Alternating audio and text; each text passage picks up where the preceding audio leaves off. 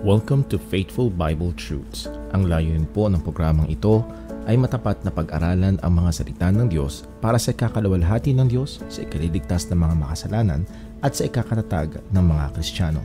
Ang ating tatalakayin today ay Christians cannot rob God.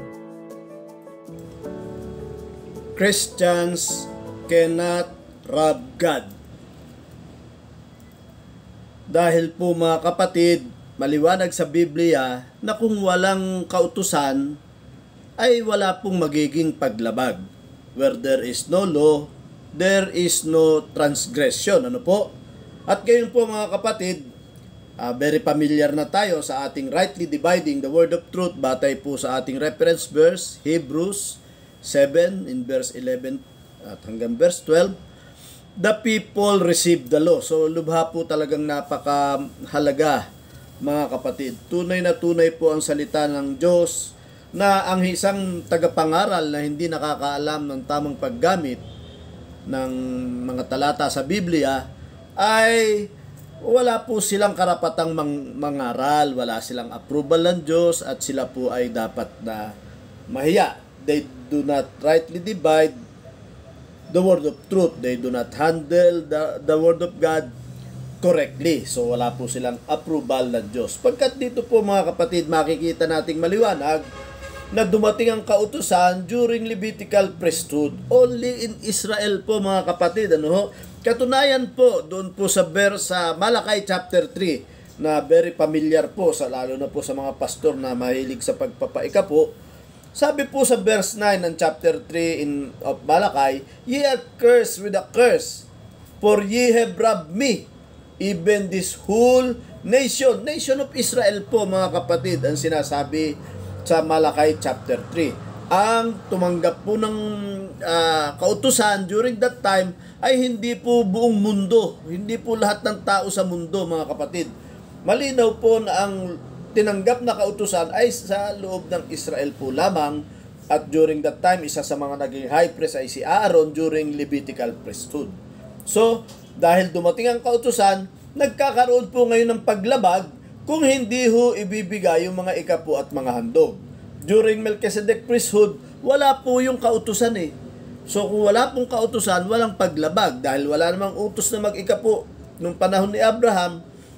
Ang pagbibigay ni Abraham, maliwanag po na hindi pagsunod sa utos. At kung hindi naman po nagbigay ng ikapo si Abraham kay Melchizedek, ay wala po siyang ninanakaw kay Melchizedek. Wala po siyang nagiging paglabag sa kautusan pagkat wala nga pong kautusan.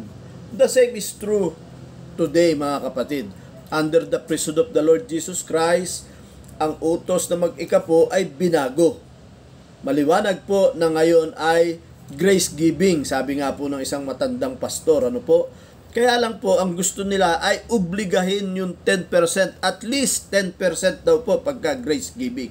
So nawala na po sa tamang definition yung grace giving. Hindi na po will of the heart. Hindi na po not obligatory. At ngayon po ay mas higit pa dito sa Levitical priesthood dahil dito po 10% lang ang nire-require.